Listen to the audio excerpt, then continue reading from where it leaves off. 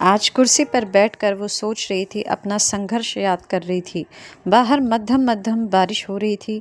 चाय पकौड़े समोसों के साथ अभी कार्यालय की मीटिंग खत्म हो गई थी। सभी लोग अपने घर जा चुके थे, पर वो थोड़ी देर शांति से बैठना चाहती थी।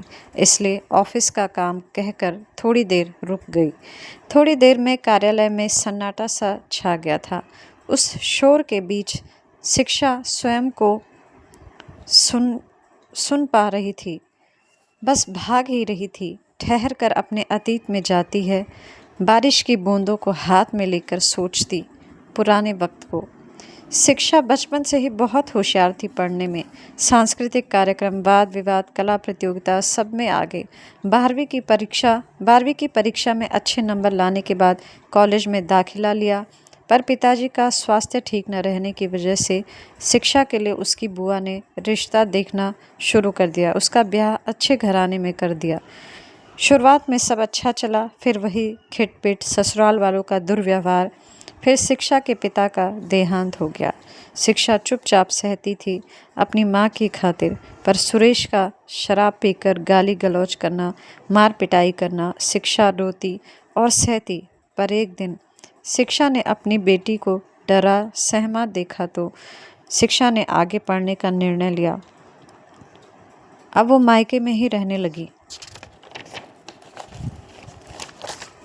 अपनी माँ की देखभाल करती, अपनी बेटी को भी खूब पढ़ाती। पढ़ते पढ़ते वह एक स्कूल में पढ़ाने लगी, बच्चों को ट्यूशन पढ़ाती। इस तरह घर खर्च चलाती, बीच बीच में इम्तहान भी देती। पढ़ते और पढ़ाते उसने शिक्षक की डिग्री ले ली। फिर संयोगवश उसकी सरकारी विद्यालय में अध्यापिका के तौर पर नियुक्ति हुई। शिक्षा के कुशल अध्यापन, अच्छे कार्य कौशल उसका प्रमोशन होता रहा। शिक्षा पढ़ाई का महत्व जान गई थी। वो और परीक्षाएं भी देती रही। आज संघर्ष करते करते वो बेसिक शिक्षा अधिकारी बन गई।